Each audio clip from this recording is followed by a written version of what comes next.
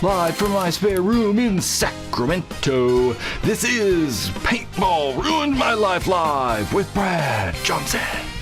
Tonight, different formats.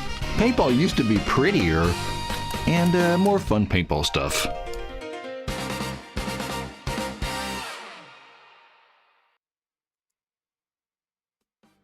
Good evening! Hello, ladies.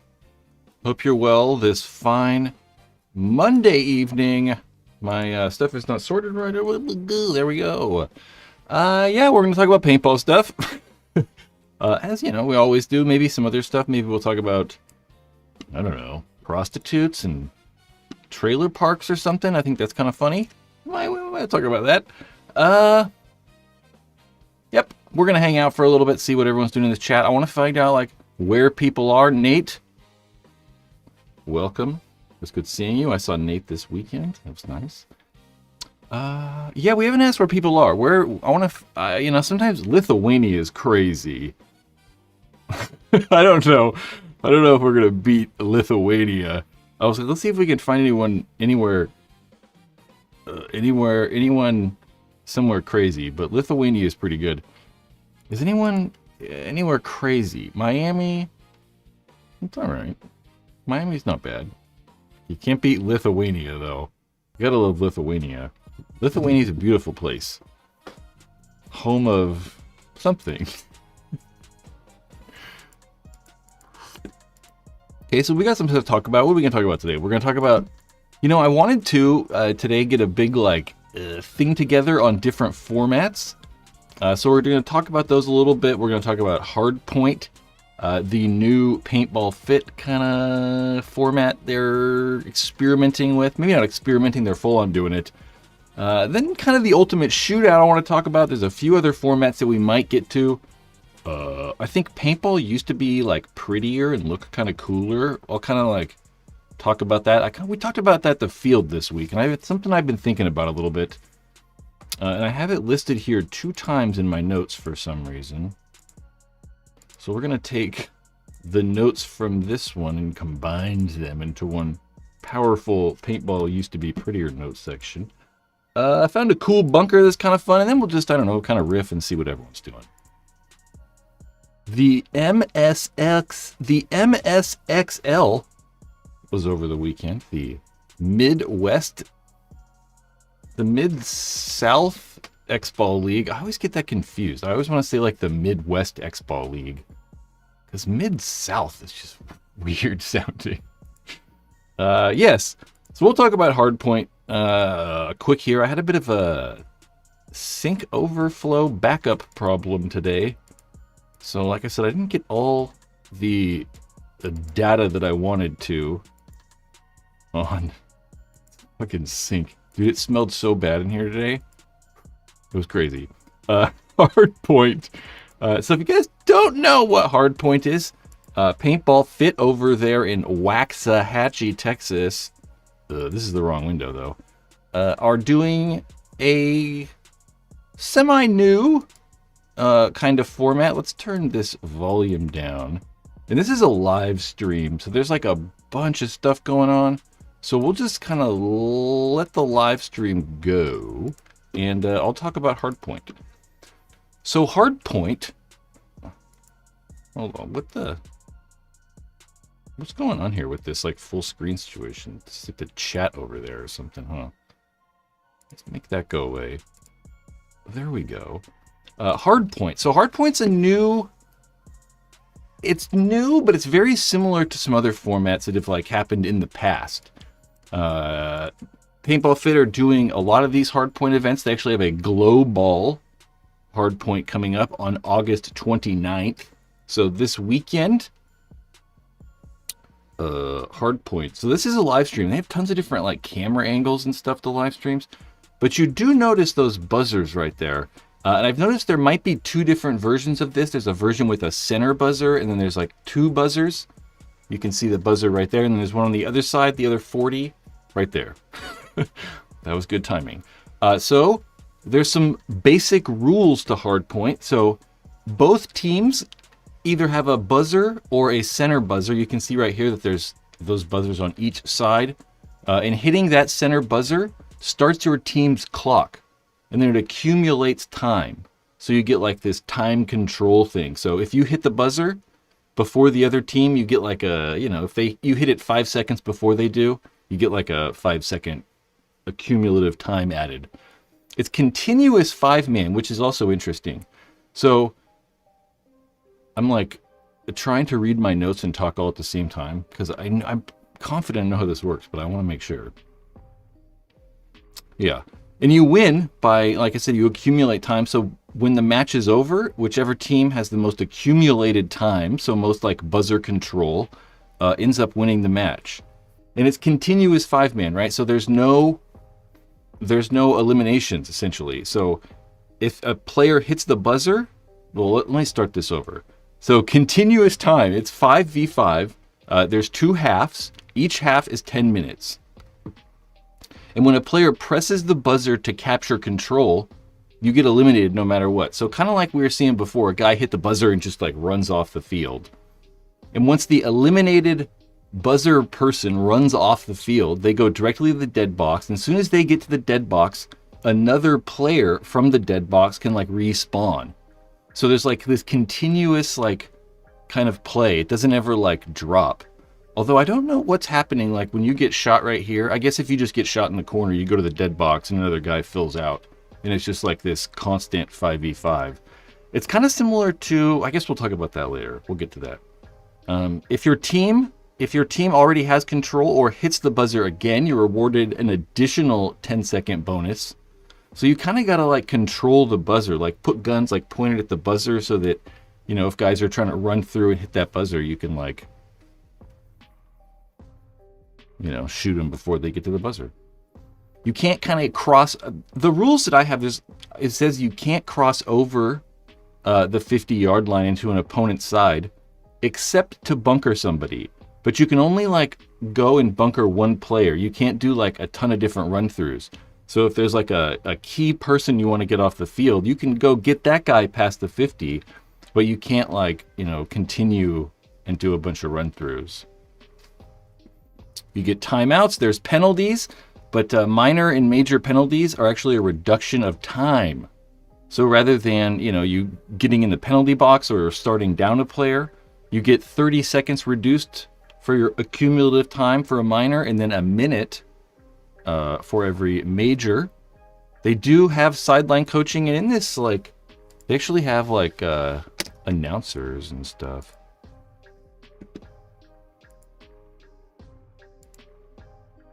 I think this is all muted though.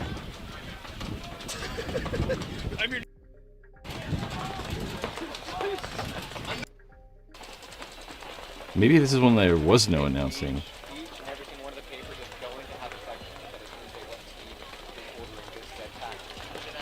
I don't know quite what this top-down angle is, though. Because that didn't look like the field. Does that look like the field? There's no buzzers or anything. I don't know. Hard point. But yeah, hard point's very similar to Red Zone. There was a thing similar to this that was played for sure here in Northern California, where you had to get a buzzer and there were like respawns and stuff. So it's very, very similar to Red Zone. I like it. I mean, I think this stuff's very fun. The times that I've played Red Zone, it's just a lot of fun. It kind of gives you more of an objective, right? You're not just trying to shoot everybody and go to the other side. You actually have to like do more game planning, and like it's more of a thoughtful thing that's happening. You're not just like trying to shoot everyone. So I really like these, and it reminded me a lot of just talking about this earlier, looking at this stuff earlier today. It also reminds me a lot of the Ultimate Shootout, which we sort of got during, well, not sort of, we definitely got during COVID. The Ultimate Shootout was just 1v1s though, and you kind of controlled that center buzzer area the same way. Like if you get to the center buzzer, you actually get points. It's a little bit different, but still having that like center buzzer kind of focal area, I really kind of like. I know the NXL was trying to experiment with different formats, but we haven't really seen any. We only really saw that 3-man, the weird 3-man. Was it 3-man where they did like? Was it 3-man? I don't even remember. Like a few years ago, they experimented with some weird format that was odd. Oh no, that's when they did like the center 50 buzzer thing, and you had to get to the center 50 first at the snake side, which was a little odd.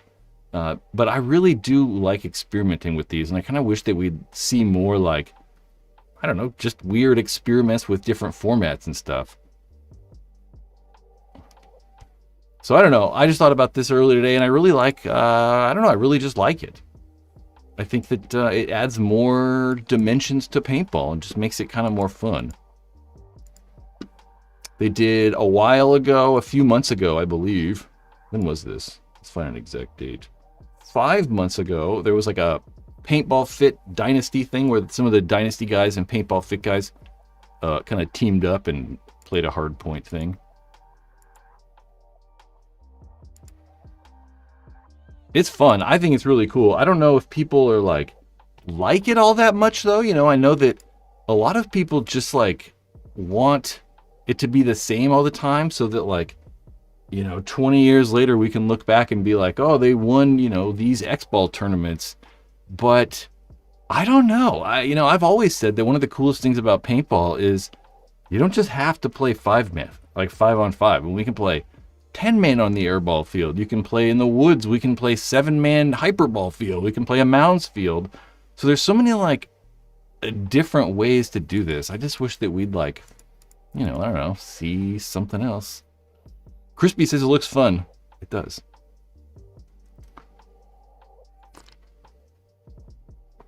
Patrick McKenna, exactly right there. He said, if it's going to be massively different, people are going to be mad.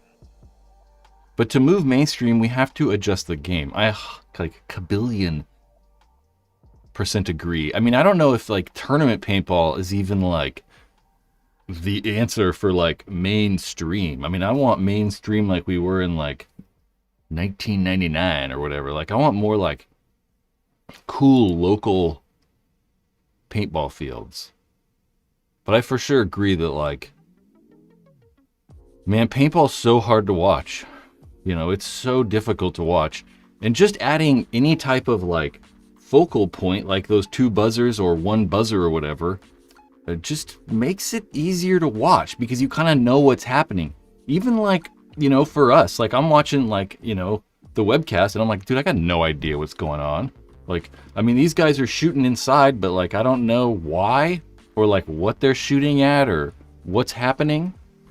But if we had like buzzers, it would just kind of like, I don't know, make it a little better or at least easier to follow. So I don't know.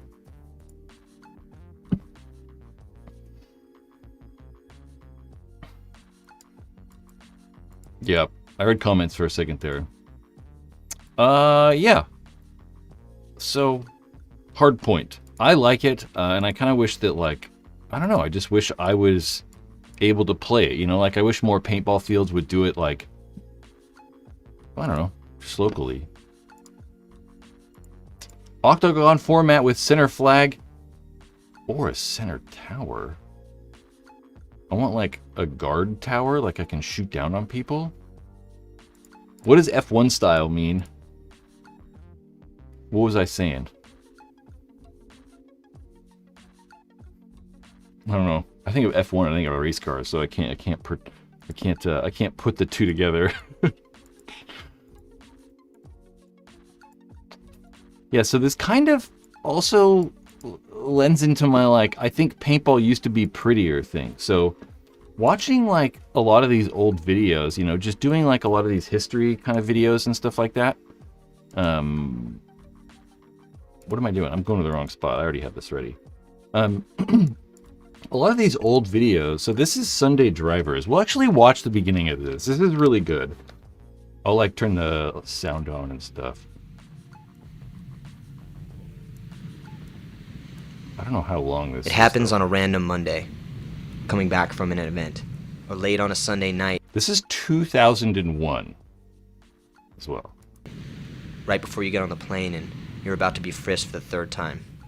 You're driving, you're flying, You're sitting in an airport seat with boys from the team. You're drinking stale coffee trying to stay awake. You're explaining the fat welt on the side of your neck to a confused stranger or a best friend, or running through the sidewalks of LAX trying to catch a plane. You're coming back to the other life, the one without paintball. It's so crazy that that's Matty Marshall. Like, it's Matt. He sounds a little different. Obviously, it's, 25 years ago. But it's crazy how he was already, like, doing all this, the voice of paintball stuff. Where no one understands why you do it. You're tired. You're working off little sleep. The question creeps up, and you try to ignore it. Why do I do this? Why the travel? Why the losses and the missed work, the missed school, hours of practice and the complaining girlfriend?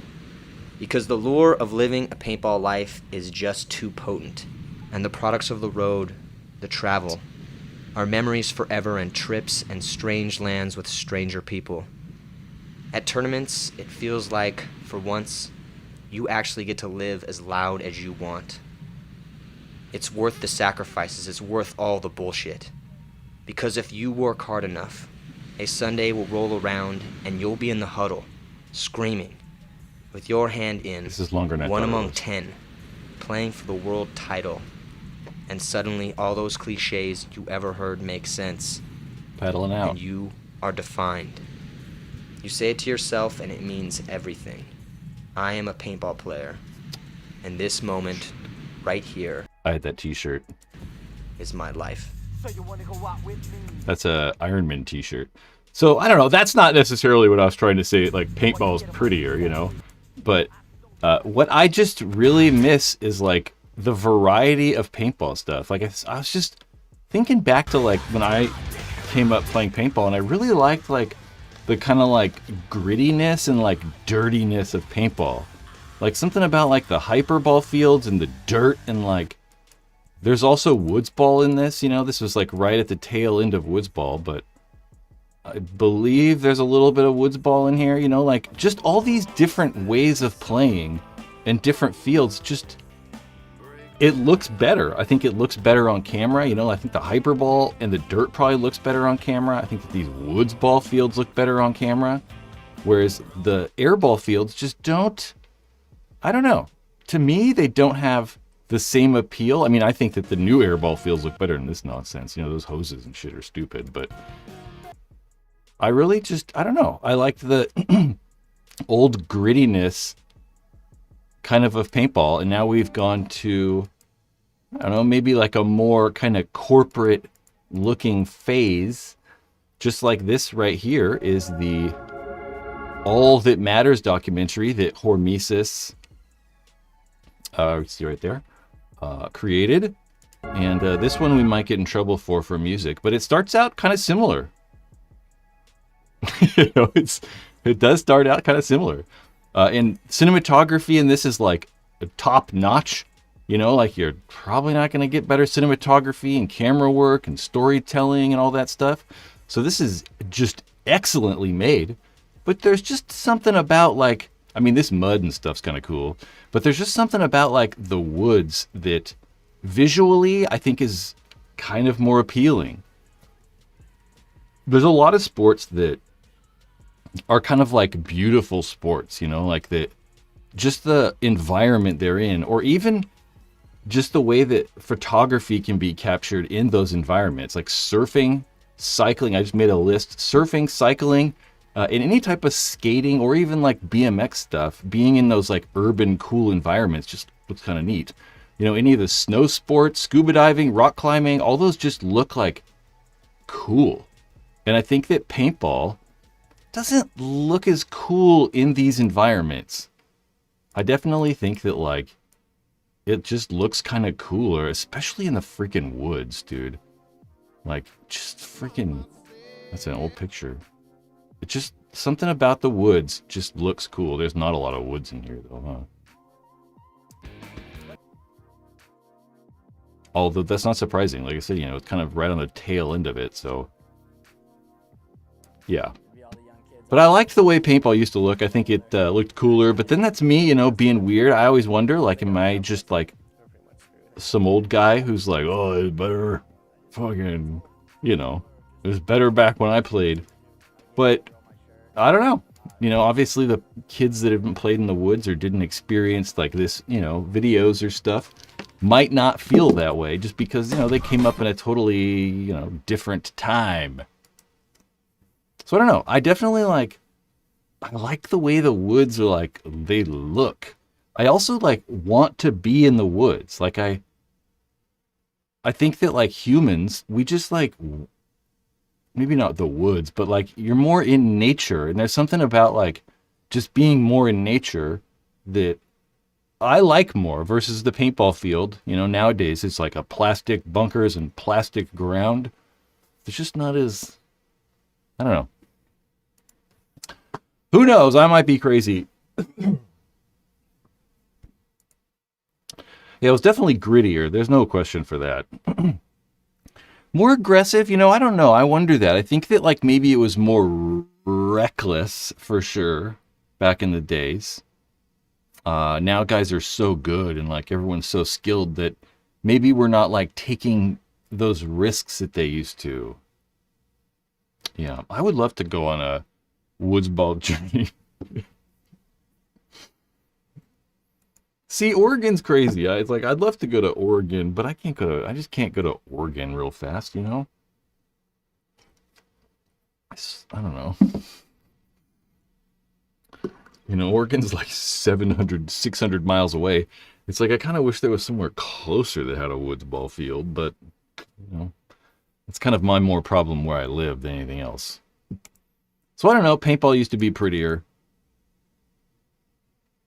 Yep. For sure. I like these a lot. These are all kind of sold out and stuff, but I just really like these. These bottoms right here, these purple and rainbow wave hormesis bottoms are really, really, really freaking cool. They released a lot of these bottoms, like a lot recently. But the purple ones with like the rainbow, like the whatever.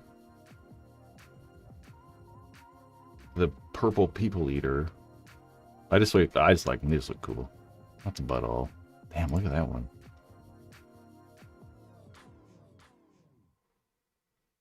Hormesis. Some people say hormesis. I also find it weird how whenever you type hormesis into a keyboard, it doesn't like it.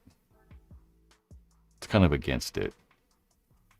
This live stream, as always, sponsored by the best paintball store in the known universe, bfpgear.com. So maybe you're looking for some ProFlex stuff. You know, those hormesis ones are going to be kind of rare. They're kind of hard to track down. BFP Gear got it, but you know what else they got in stock? Finally more. The Ninja Light Carbon Fiber Air Tank with Pro V3 regulators. All sizes in stock. And Ninja, I don't know. I was going to say, do they make the best regulator? I mean, they probably do again. I mean, Ninja kind of weirdness happened and they got like bought and sold and stuff and whatever, but their regulators, I have inspected the new regulators and they pretty much seem exactly the same. So probably the best regulators, if not the powerhouse. The powerhouse Counterpunch is probably like the best regulator, but they're quite a bit of money. You know, they're like, you know, $80 more or whatever. All at BFP Gear. You can get masks, like we were just talking about ProFlexes. Let's go to ProFlex, see what's going on. That one's crazy. I mean, look at all the birthstones. I liked the clear one. They got the whatever, the Hydra mask, the Hydra ProFlex shield thing. All kinds of stuff. BFP Gear, those gold frames I like so much. BFPgear.com. Support BFP Gear. You know, they support this channel, so it's very much appreciated for their support. And really, people that buy stuff, go buy stuff at BFP Gear and in the note comment be like, you know, Brad's really cool or something. I don't know. What are my thoughts on the Empire Vanquish 2.0? I like the Vanquish. The Vanquish was... I kind of like the original Vanquish a little bit more. The original Vanquish just looked really like kind of crazy.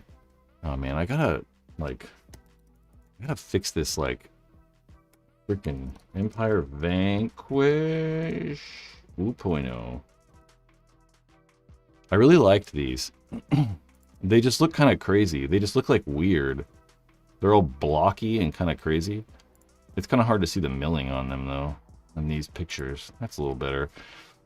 They're essentially the same guns, though. They came out with the Vanquish 1.0, this one, and then like 1.5, and the 2.0, and then the GT. They just kind of changed the way they looked a little bit. That's the 2.0. That's the GT, I guess. But the 2.0, they just changed the body a little bit to make it look a little nicer. Or worse, I don't know. But I like the Vanquish. The Vanquish shoots very well.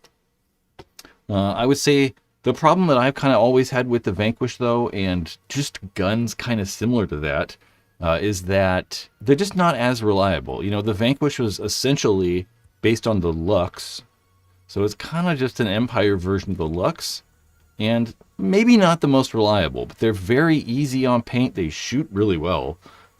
I actually like the Vanquish. Yeah. Maybe not at the time, but it's kind of like grown on me a little bit. Mainly because they do kind of shoot well, and you don't really see those things around that much. They weren't that popular, so. But they're not a bad gun. That's my Vanquish thought. But as with everything, you know, all this old stuff, like I don't know what it's like to get parts for those. You know, I haven't looked into buying parts for a Vanquish in quite some time. So I don't know parts availability. So getting any of that old stuff can be a little skeptical or sketchy just because, you know, you could get it for a really good deal. But if it needs a bunch of parts or needs a bunch of stuff, then you start running into the fact where it's like, oh yeah, maybe I just should have bought something else. You know, now that I bought the gun for $200, but it needed $300 in parts or whatever. So that's the only thing to like kind of look out for with old used stuff. Or if you can even get the parts, you know. Some of these guns you just can't even find parts for because they're so old, which makes sense. So,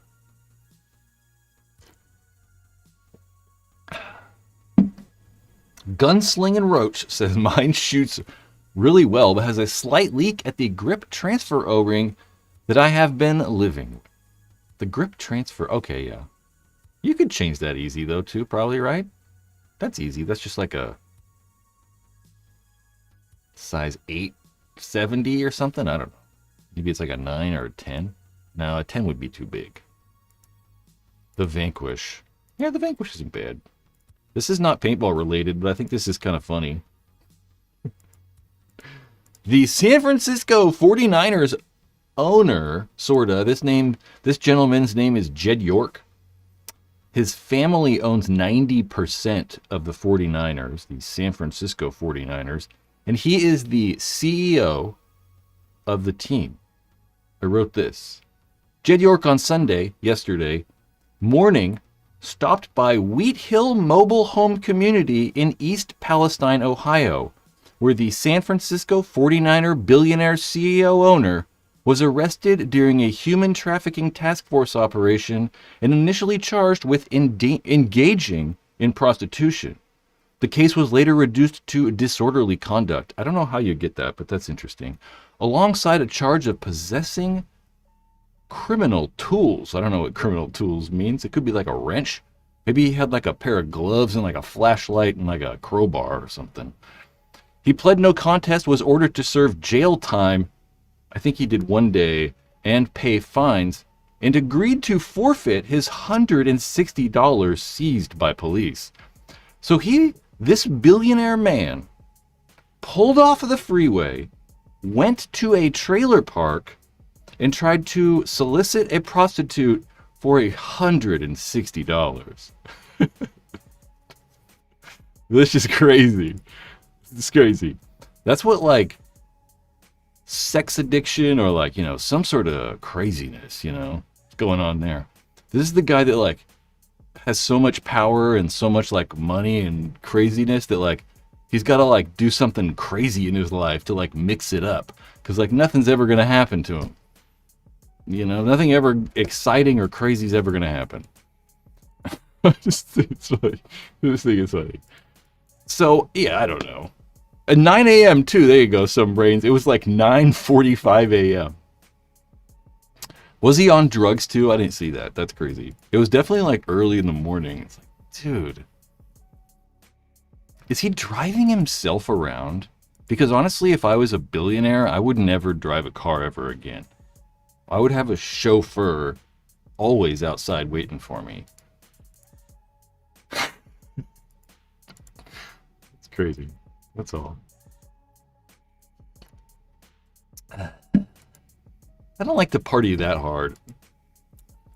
Party hard. Party all the time. One of the best rap songs ever. This is a fun little bunker. This is what I'm talking about. This is paintball when it used to be cool. The whatever bunker that is. This is, I don't know what video this is was even from. I was looking through videos and getting footage of something and found this. Wait a minute. Is that Jack Wood? That's Jack Wood. That's funny. I was like, his jersey says bonsai on the back of it. That's crazy. That's Jack Wood. Owner? Is Jack Wood technically an owner? He's definitely like the lead designer at Planet Eclipse. That's pretty funny. Getting bunkered. Bang. You think he spun? I don't know. Not back in the day. That's a clean shot back in the day. That's just kind of funny. That's Jack Wood. I really like that bunker, though. I want more crazy bunkers. You know, I've been a proponent of the car wash. I want to bring the car wash back. The one with, like, those big, you know, dangly things like a car wash. I think it'd be great. It's the wacky inflatable guy bunker. What did they call him on, like... I always think of that. The crazy inflatable flailing arm tube man or something like that. Was that Family Guy? Crazy.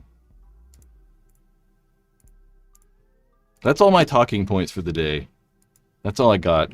I wanted to do more on the format stuff, but I got up this morning.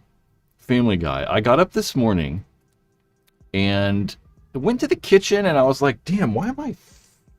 Is the ground wet? And I was like, the fucking rug in the kitchen's all like wet. And I was like, what the fuck? Look over at the sink and I'm like, oh, the sink is like full of water. So I don't know. Something happened somewhere around here and the sink overflowed in the evening and soaked some stuff. So I had to get like a plumber guy. And he left here finally at like 3:40 or 3:30 or something. So, we're good. What do you think about the MSXL format? I don't know anything about that at all. I just assumed that they would do a normal, you know, race 2 or just like regular X-Ball or whatever.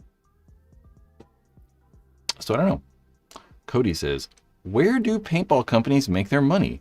Selling stuff. Do they break even on markers and make money on paint and clothes, or are they trying to make small profits everywhere? It obviously depends on the company, for sure. I mean, like Planet Eclipse, they don't really make anything. Like, all they make is guns, they don't make paint. They never made paint. For a while there, they did make, some soft goods. They still do, but, for a long time they had jerseys, and I guess they still make that stuff, but their main thing is for sure just selling guns. And at least for them, they can do it, I think mainly because the volume they're able to sell the things at, right? They're able to get away with just selling kind of one product, paintball guns. Obviously, they've got various versions and models, but they kind of just sell guns. I think MacDev might be kind of like that, but I'd assume MacDev's kind of just hoping to break even. Dye are selling other things, though. DLX and the Shockers, they're kind of just selling guns now, too. Yeah, DLX and, they don't really, smart parts and stuff, they don't really make anything anymore. No one's really, they're kind of only selling guns.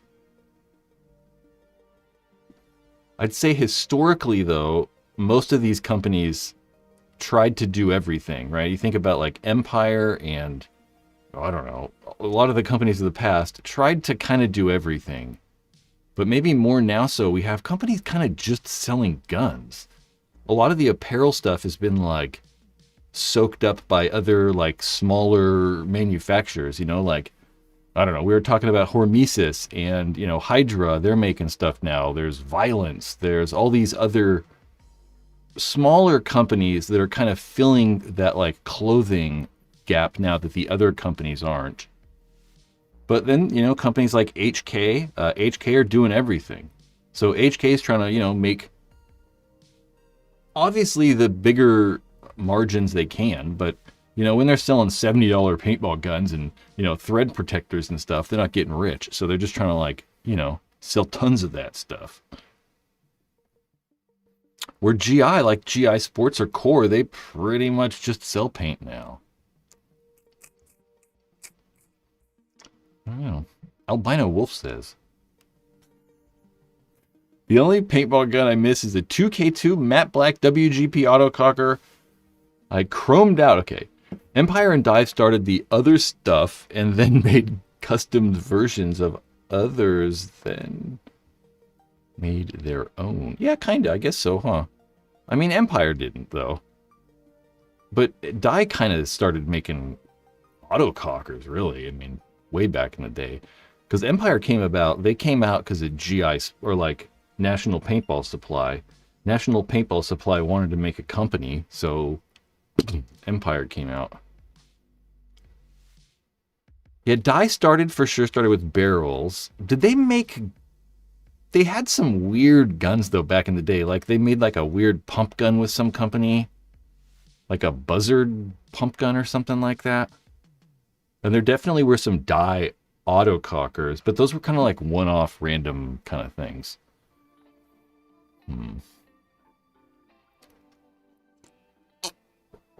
Tiger stripe jerseys. The Carter Buzzard. I swear there was like a Dye version of that too. I'm like envisioning like a silver one, but maybe that was just like something Dave Youngblood played with, just him or something. I don't know. Yeah, there's not a lot of companies making that tiger stripe either, and that's, I don't know, that's kind of, I don't know, maybe kind of makes sense, you know, because for, let's say back, 10 years ago, there were a few companies making like paintball specific camouflage. There was Valken. Valken were doing it, as say Empire for sure. Both those companies were doing it. And we're selling it probably. I mean, we would have it at the paintball store, and we for sure sold it. But this also goes back to my like thing about the paintball industry just being so heavily focused on tournament paintball that, a lot of these kind of rec-focused fields have kind of gone away a little bit. So a lot of those people that I think were buying a lot of that camouflage stuff, I don't know. I don't know if they're playing as much anymore, because all of the companies completely stopped making it. But it was kind of weird in the first place, because it is just camo. It's not like they're like crazy specific paintball things or whatever. A lot of it was just kind of like inexpensive camouflage stuff. There were a few like pants though that were like Valken and Empire both made some like really good like camo pants and stuff. They were like super paintball specific. But it was always kind of weird. You can just buy camo anywhere. You can go to like the friggin' Army Navy surplus store and just kind of go buy it. So Dye bought out Carter, and Carter barrels and guns are kind of blurred from memory. So did they buy them? Huh. Oh yeah, OTP. I remember that. Was it over top products or over the top products or something like that? OTP. Reminds me of like ODB or something. I want to see like the old dirty bastard.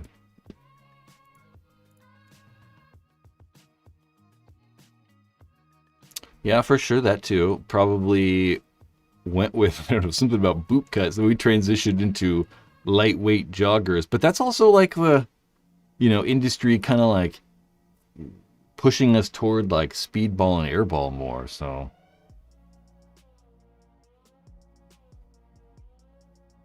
Cody, yes, for sure. He said, I would imagine the casual Woods Ball scenario players aren't buying as much as competitive players. For sure, 100%. That's very true. Yeah, that's always for sure. That's always been the case, definitely. Just because, you know, I mean, tournament players are playing like every weekend, or like at least every other weekend, when like most of the, you know, casual players are, you know, once a month or every quarter or, you know, whatever. You're not playing like as consistent or shooting as much paint or probably caring about all that like crazy new stuff as well. Chris has a Renegade Tiger Stripe. I don't have a Renegade Tiger Stripe. I have like a, I don't know, what is this?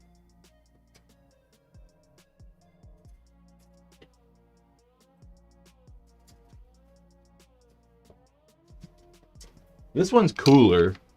I'd rather have the real tree. That's like the old school real cool camo. The California Land Sharks. There's some of you guys out there who'd be like, oh my god, I haven't seen that jersey in 20, 35 years. This might be like the coolest paintball product. The coolest paintball thing I have. Look at that logo. Coolest logo ever.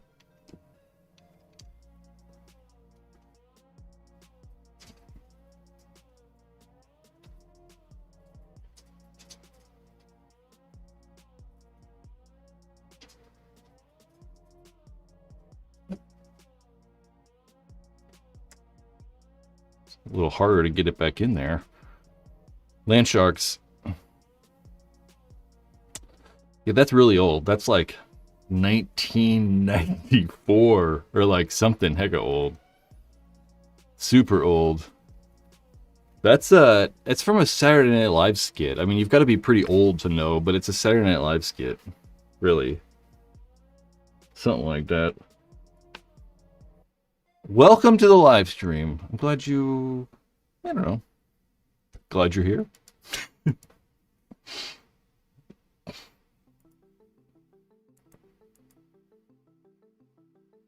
The VM68, a Tiger Stripe.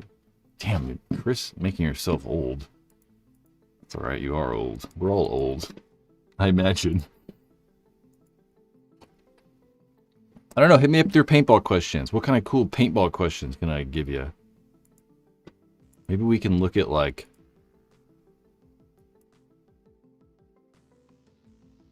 I don't know, maybe we can. Let's try to look, maybe we can look at like some of these old pictures that I've like... I've been working on the Oliver Lang video. And... let's see. Nope, that's the wrong window. What am I doing? I want to be here. Let's do that. And let's just look at all these pictures that I've got.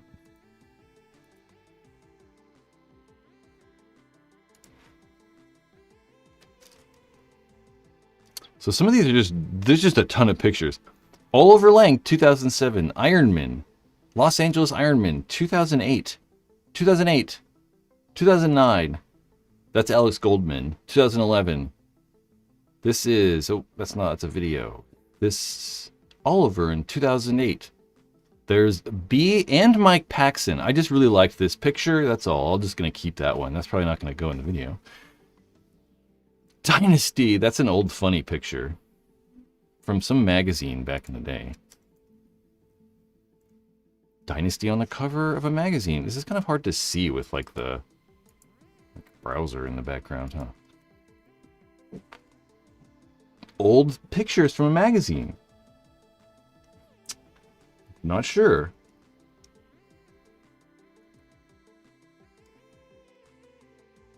Just tons of pictures. I just rounding up pictures for stuff. Look at that. That's crazy. That's crazy. Yeah, this will, you know, hopefully be out pretty soon. This is a press release. This is a Dynasty press release that, oh, can I zoom in on these? We're not going to read it, but the Dynasty press release, and like Ryan Greenspan like wrote a press release when Oliver left the team,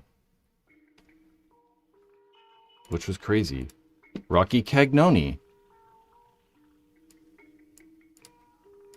Now I like... There we go. That's a really old one. That's the Ironman in 2009. 1992. These are just old cool pictures of the Avalanche guys. I don't know what that is or what's going on there or why I saved that one. That's Eric Roberts. That's another good one. I don't know who that is, though. Bob Long's Ironman. Bob Long again. Matt Marshall. Eric Roberts. Yeah. You might know those guys. This is the making of Push. The Ironman. For some reason in yellow jerseys. The Ironman again. The Ironman. That's Bob Long's Ironman. The Ironman at the 2000 World Cup. This is like the best picture I can find of like these old days. Oliver is right there. I think he's 17 in this picture, which is kind of crazy. 17. That's Jacob Edwards. Does that look anything like... Does that look anything like Jacob Edwards? Like, it's like a completely different person. Jacob Edwards, 2011. Jacob's only like 30, so Jacob was like 15 in this picture or something. Nick Sloviak. Some of these pictures I just like and just kind of want to keep around. And some of them are MPPL videos. Oliver, these pictures are kind of like iconic.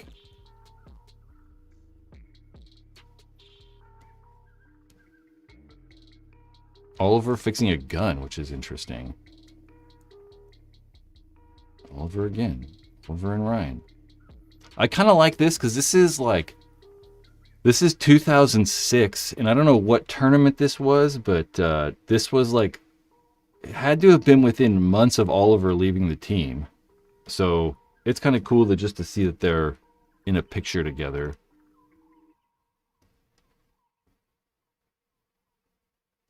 Oliver Yang. This is like 2003, I think. Pants off. That's that cool X-Ball tournament. The very first X-Ball tournament.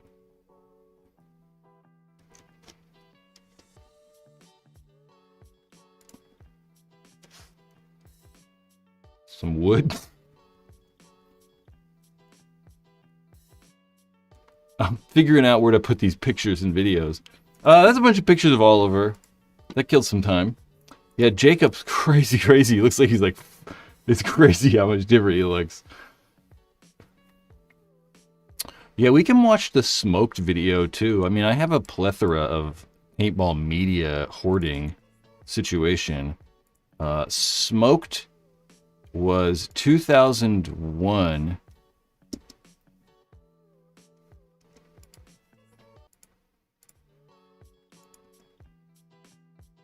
That's not it.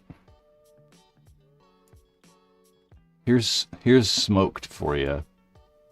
Although it's probably gonna get in trouble. We gotta turn the audio off.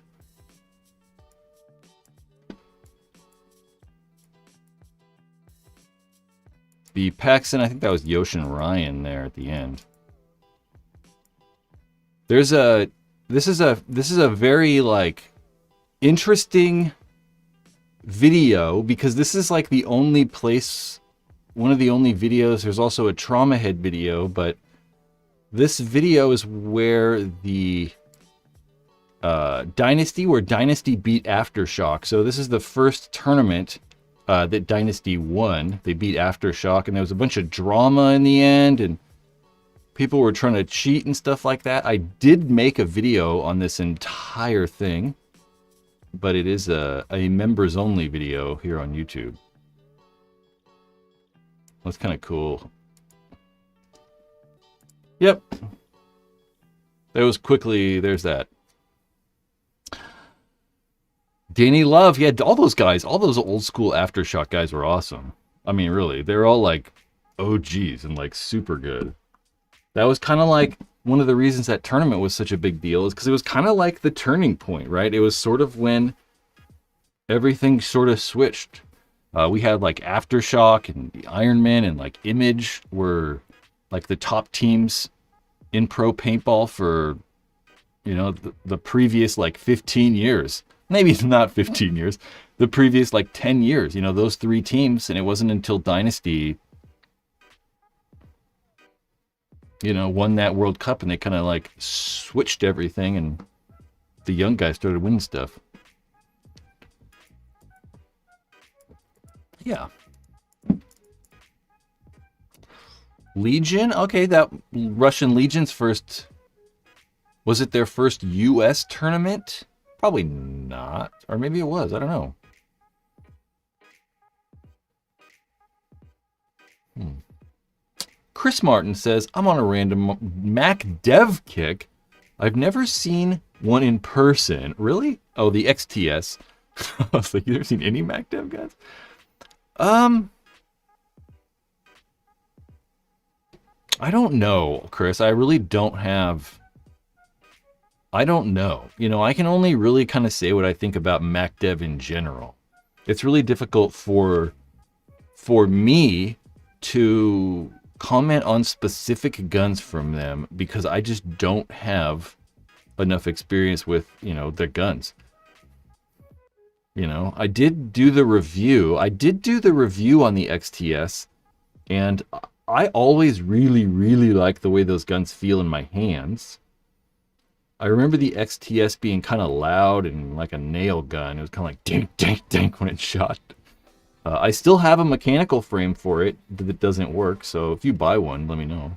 I'll give you the mechanical frame. Like literally, if you buy one, Chris, I'll give you the mechanical frame. It doesn't work though, so we got to figure that out. But it's brand new. It didn't work from the factory. Yeah. I know you can get Mac dev guns for pretty cheap though, so it's not like, you don't have to spend a ton of money on them, so. Yeah, I literally have a mechanical frame. I bought the mechanical frame. Like when I bought the gun to do the review, I bought the mechanical frame and it just... I don't know where the hell it's at, but it's somewhere over there. But it just never worked.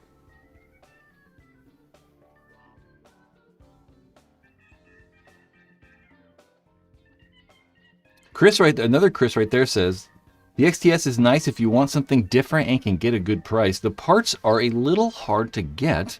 I just finished cleaning my GT2. That's kind of always been the problem with Mac Dev, though.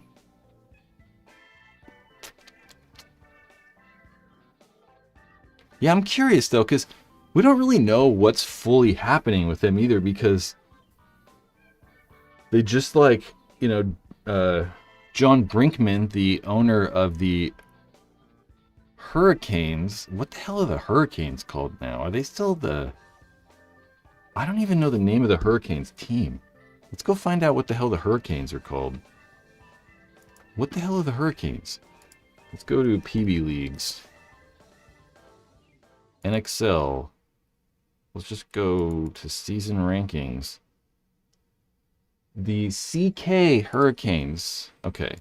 Yeah, because John Brinkman purchased, the Hurricanes and also purchased Contract Killer and also purchased or something with Mac Dev. I don't know if he purchased the whole company or if they're like, I like Texas Breeze, actually. That's really nice. That's nice, Chris. I like Texas Breeze. Damn. Yeah, he purchased like part of Mac Dev or something, because they said that they're gonna like make like Contract Killer is now gonna like be in charge of like the high-end Mac Dev guns or something like that, or they're gonna like make their own Mac Dev gun or something. So it's very possible that at World Cup we do see some sort of new Mac Dev Contract Killer or something or other, because I believe that most of the Hurricanes guys have been using weird guns. They're using those things that have been taped up. They're using Mac Dev guns that are all taped up.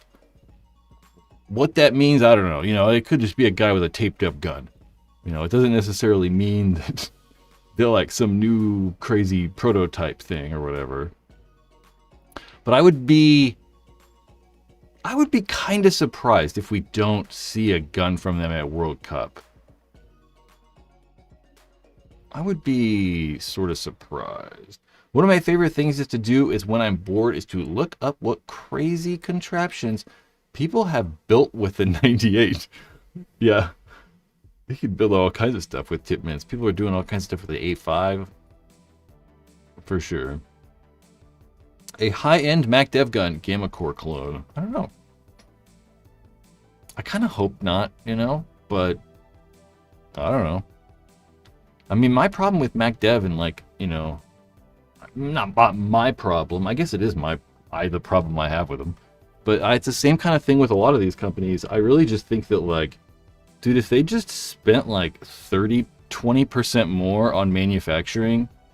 to just make the gun better, like physically manufacture it better, it would just be better, you know? And I say 20% more. That doesn't mean the gun costs them 20% more overall either.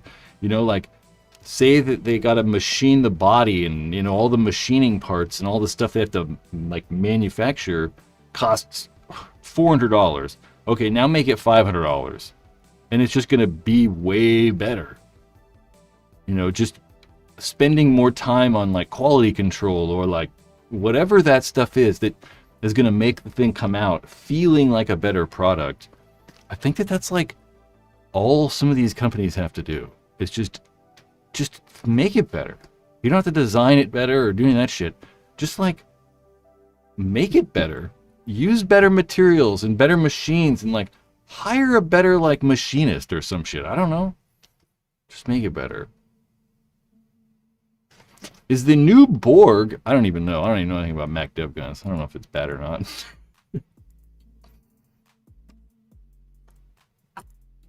Just make it better. You know, I think that's one of the things that we always say about these Eclipse guns is that, like, you just pick it up and it's just a better gun. Like, it's just better. Like, you know, working at the paintball store forever... You know, like you'd put 10 guns on the counter, right? You could have a Lux, or, you know, an MXR, and like a CS3 and a Force. The Forces feel pretty good too, though, to be fair.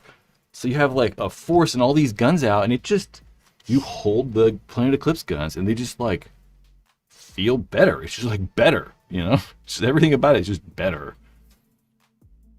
They just got to do that. Just make it better. You know, you don't have to make as big of a margin if you're selling 5 times the amount of guns. You know, sure, we make 10% less, but, you know, if we sell 2 times the amount... Do the eye covers fly off on the new Cyborg? I think so, Nick. That sounds familiar. That does sound familiar. I don't know, though. I just miss all the Mac Dev stuff, you know? I feel like to know some of that Mac Dev stuff, you kind of got to like be in the Mac Dev area. I'm not really in those areas.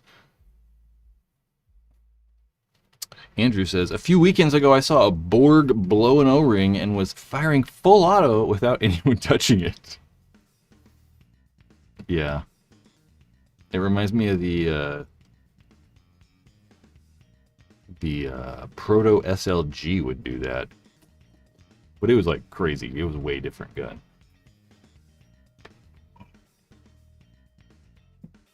Some Brains is right about that. I think that the current tariff and oil instability is making all consumer goods tougher to produce and ship.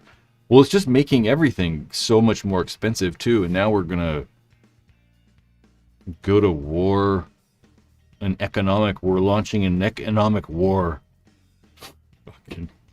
against Iran.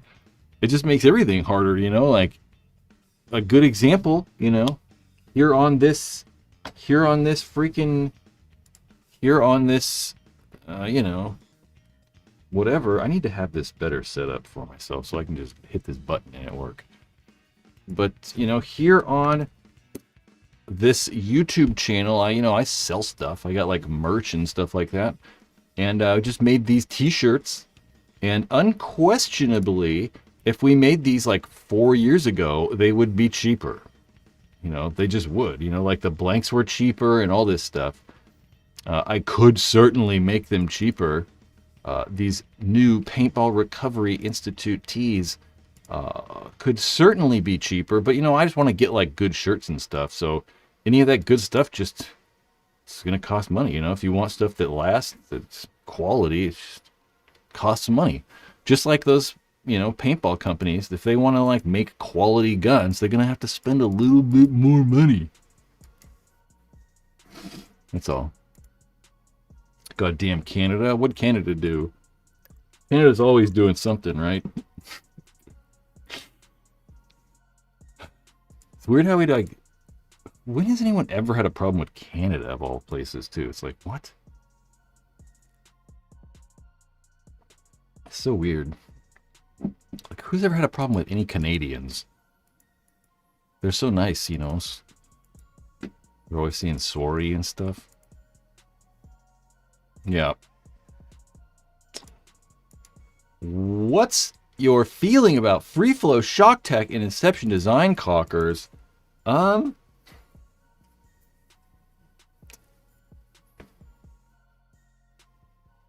Good, I guess, all the cockers now are all pretty good. I think back to like the old days when if you bought a free flow autococker and you bought a shock tech autococker, you actually got like those guns with like all free flow internals and all free flow pneumatics and like all shock tech internals and stuff like that, pneumatics.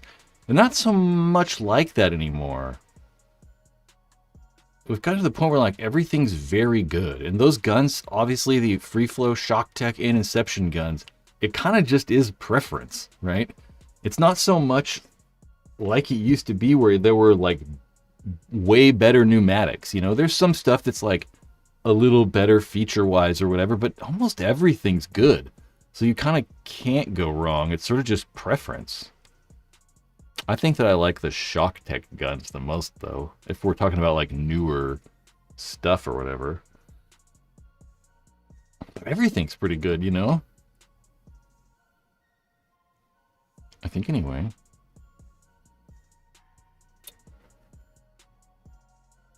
That's true. Some brand says pre-99 you needed to gut and buy parts. For sure. You had to like, everyone was buying all new internals. 2K2s and forward, the 2K autocockers, honestly needed a couple small things to optimize. Maybe not even that, If you had like a good cocker that was like timed well and like everything was working correctly, I don't know. I don't know if you necessarily need all that like super high-end, like crazy new pneumatics and whatever high flow valve or whatever. But that's also probably like my like take on like stuff now too, is that I don't really care as much. Back in the day with everything, I cared more. I always wanted to like have the new cool thing. And now I just, I'm old, so I don't really care anymore. I just kind of want it to work and go have fun. That's true. The stock barrels were trash. Do I have a stock barrel right? No. They were pretty bad. They were like the little stubby, like, no porting. I don't even think they had porting on them, did they?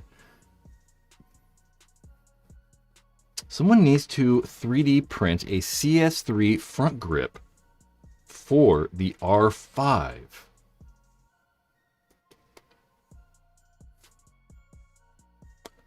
I don't know. I know that like there's a lot of guys that are printing foregrips for those guns already. I don't know, which will fit or I don't know. But there's definitely lots of people 3D printing like grips and stuff.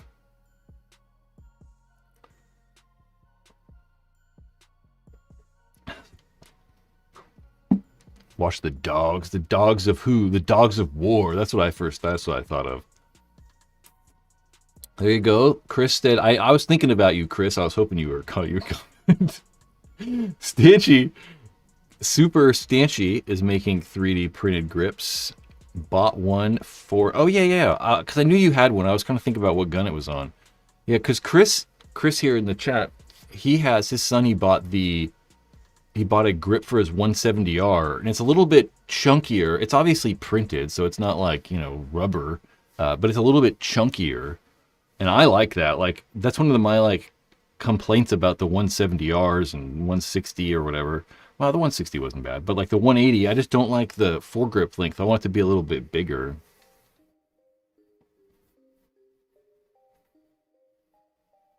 You want the front grip on, so the front grip on the R5, it's all banana-y, so you like that, like, I don't know, more straight-ish one. Yeah, which I probably do too, I think. Eric. I don't know if I'm going to eat. Eric, I might eat. I was thinking about yellowfin tonight. I'm not going to do it. I'm probably going to make it tomorrow so I can be a little prepared.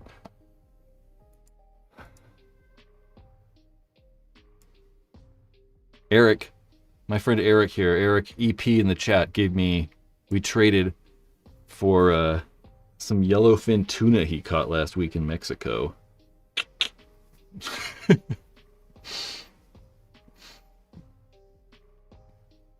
Front grips keep getting smaller.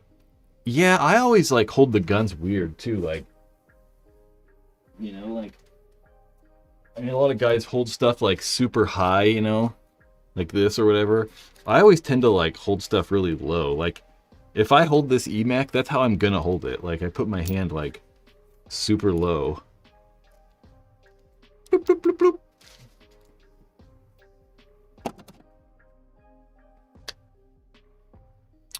I gotta fix two things.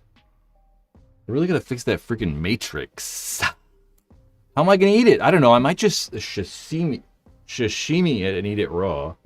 But with like some soy sauce or something like that, some wasabi. But I might like bake it. Chris was telling me a method to bake it a little bit. I might try that. I don't know. I might try 3 different ways. I don't know. We'll figure it out. Fish. I haven't cooked fish that much though. I cooked salmon. That's probably like the only fish I ever cooked.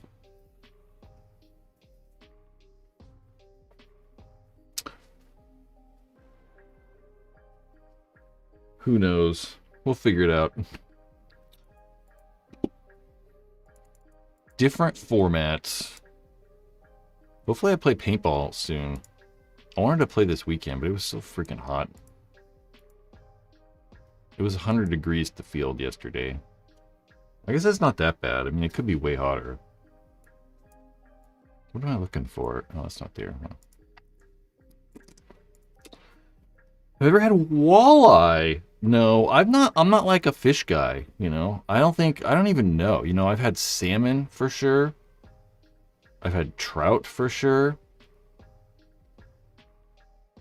I think I've had halibut.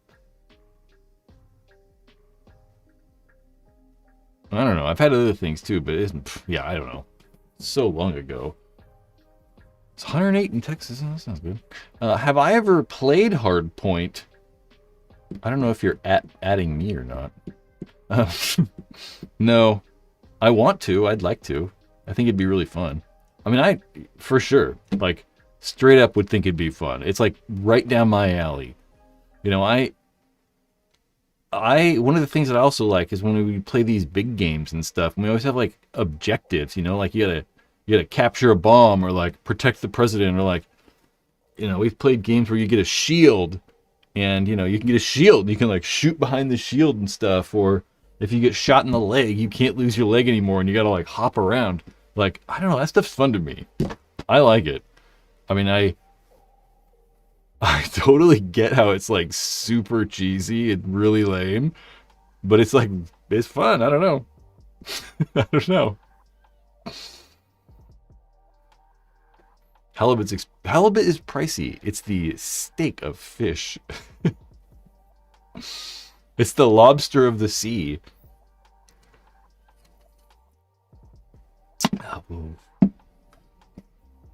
Yeah, I like the big games. I don't know. It matters how big though, because some of those like capture like the bomb and stuff, like it can be like too many people, I think too. So it's got to be like kind of the right size. I totally get how it's like lame. I totally get it. Like totally get it. Because that's like, what are you guys doing? You know, like, I totally get it. But you gotta, like, sink in and just be like, yeah, this is fun. Oh, you caught some halibut in Homer, Alaska. Well, that's cool. 4 to 5 rollers. I don't know what 4 to 5 rollers mean, but I mean, I assume that means like, 4 to 5 foot, well, swells or whatever.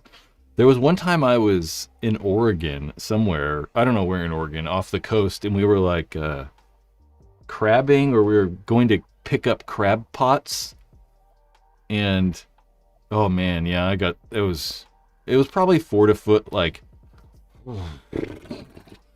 just in like a crab boat. It wasn't like a big boat, so we're like boosh, and it was, oof, I got seasick.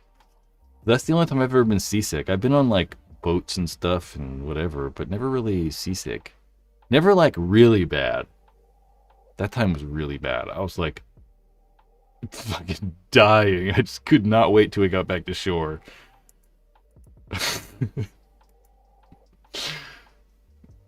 Yeah, I've had friends that have gotten super like seasick. There's been time when we've been like surfing places and taken boats places to like islands. And there was a time when we took this small like dinghy to some island, and then like people were hanging out in the boat, and the water was really rough, and one of our friends was so sick, he like didn't even want to get out of the boat to like go to shore to lay down, so he like just put the surfboard on the side of the boat and was just laying on this surfboard for like, I don't know, 4 hours, because we wouldn't go anywhere. That's not that fun of a story, but it's fun to me. Yeah, there ain't no way. I hate the cold, so I hate the cold. I'm definitely not gonna go like surf Mavericks in the winter. That's not gonna happen. I can't stay in the cold. I'm a terrible surfer. I'm not like actually a surfer. I've just, been a few times. I can technically surf. Technically I can do it. I've been on a battleship in massive waves. Wow, really? But I went charter fishing 70 miles offshore, and that's the first time I ever got sick. I imagine, dude, a battleship, it's like a cruise ship, it's like you forget you're on water even, I imagine. Like those container ships, those guys in the container ships that are like tipping over waves and shit. No shit, no way. At one point in my life, I was kind of looking into going on a container ship. I was gonna like, I wonder if you can still do that.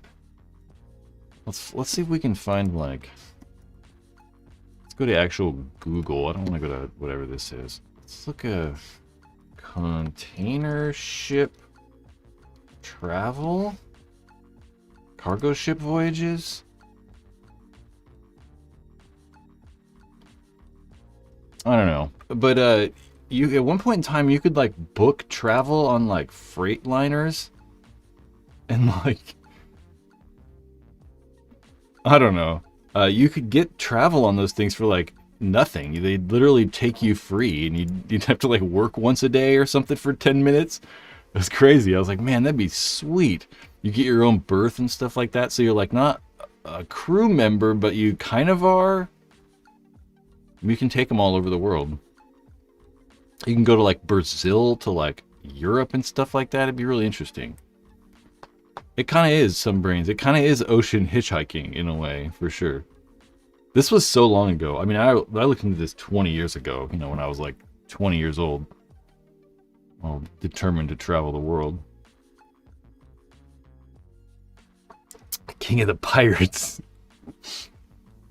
I don't know if you can do it though, like this didn't look too container ship traveling. Cargo ships? Yeah, you can like, it's really kind of cool. Most cargo ships stopped taking passengers during COVID and haven't restarted. Womp womp. Not no more. I surfed the brown waves of Tijuana. Is that poop? The poop waves or something? Yeah, it'd be kind of interesting. A merchant sailor. I don't want to do that though. Just be cool. It'd just be cool to go on a container ship for a couple weeks. I don't know. It might be cool though, because some of those trips are like, you know, a month long, like 3 weeks. Like maybe not a month, like a couple weeks. So I don't know about being on the ocean for a couple weeks though. That might be. I don't know. I've never been in the middle of the ocean either, so. I was like, I've always seen land.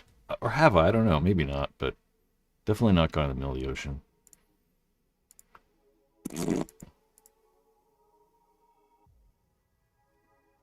Yep. So if I make tuna tonight... Oh, I gotta thaw it, though. I really should have planned that out. I had to thaw it. So I should probably put it in the refrigerator and let it thaw out. Maybe it'll be good tomorrow. Yeah, the Strait of Hormuz. I don't even know what's going on with that. Is this Strait of Hormuz, is it like open? LOL.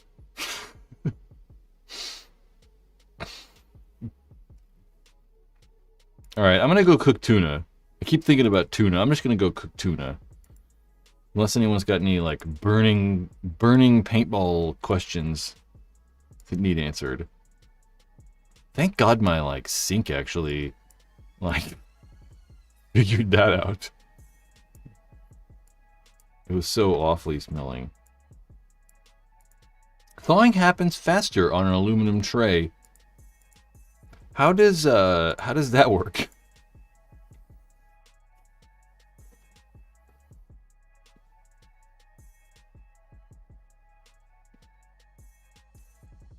Thawing out tuna. I guess I should just put it... I should probably... What's the best way to thaw it? Probably put it in the refrigerator, right? I know that I've thawed, like, you know, frozen chicken and, you know, beef and stuff, whatever, by, like, just running it under... Maybe not warm... Not putting it in warm water, but putting it in, like, cold water and just kind of letting it sit out. But it probably, like... Would it work better if it's just, like, in the... Like, thawing slower? I think that's thawing it slower is probably better.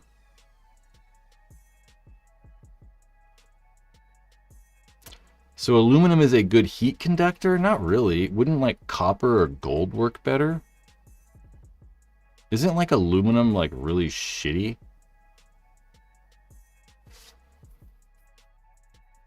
I don't know. I really don't know. But don't they use like gold and all that stuff for like copper heat sinks and stuff like that? Chris, I was thinking about microwaving it. I'm not even going to take it out of the plastic. Just pop that baby in there.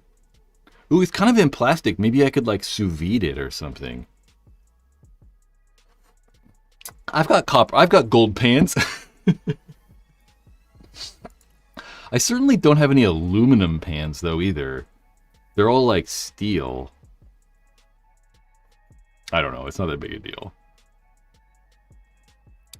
Copper. Sous vide. I've never sous vide'd anything. I've never like done that. Although I hate cooking. Cooking's the goddamn worst. I was looking at damn, what was that restaurant? What was that restaurant? There was a restaurant in Roseville. Restaurant that had meals. What do they call those? TV dinner.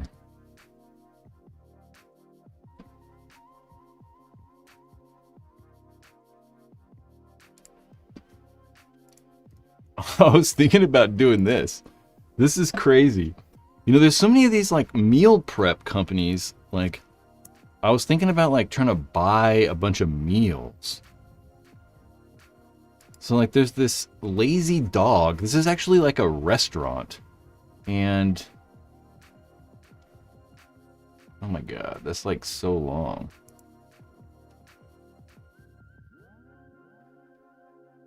Oven ready TV dinners. They like sell like TV dinners.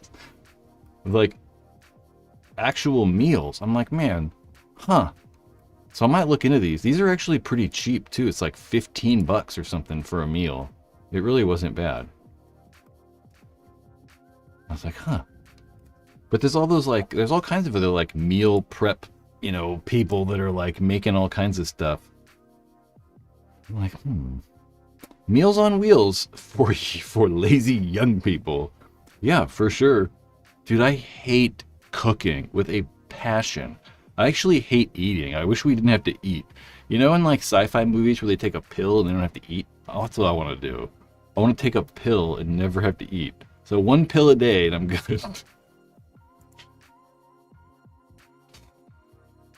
Cooking is worst. Just eating, like all the time that it takes to eat, I hate. Like spending like, you know, hours every day eating. Lazy Dog is an amazing restaurant. It looks like it looked good. It looks like they have good reviews and like the prices were good and stuff, so I'm curious. Grey Goo Tube. Dude, I'd be all about it. Dude, Soylent. I know, I've looked into all of that stuff. You can't, it's just so unhealthy. You just can't do it. It's not healthy for you at all. Chris said, I tried Huel for a while to not have to worry about meals. It's kind of gross. Yeah, it's just not good for you. I mean, you know, we all know that processed food's not good for you, and all that is just like a bottle of processed food, you know? It's just a bunch of chemicals and weirdness in a bottle. Which, might not always be bad. Actually, I'm actually doing my order for the week at the restaurant right now. Dude, I like it so much. The one problem I think I'll have, though, is with a lot of these meals, you know, like, I've tried 2 of those meal prep, like, meal things where they mail stuff to you, and I don't know, those are so expensive because, I mean, I have to eat 2 meals every time, so it's like $30 a meal, and I'm like, this is not sustainable. So these ones look like maybe they're a little bigger. I don't know. But there's like all these other like little guys that are doing it too. Ooh, $4.99. That's about $4.99. I appreciate it, Andrew, for a Hungry Man TV dinner funds. They're like high-end Hungry Man. The high-end Hungry Man. Excellent. Yeah, Curtis, I do that. I do kind of meal prep too. I'll typically like buy a bunch of chicken, and I make a bunch of chicken breast. I'll like bake a bunch of chicken breast. Like, I don't know, 10 chicken breasts or something like that. And then I'll eat that all week and just make it with other stuff. So I kind of like have pre-cooked chicken and stuff, and I'll make all kinds of random whatever. You can make tacos and all kinds of shit, you know. That's normally what I'm doing. So I kind of do. It still sucks though. Curtis, more TV dinner funding.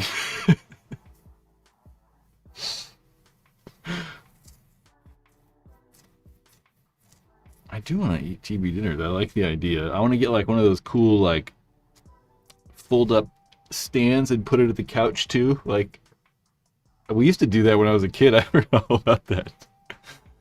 The TV dinner.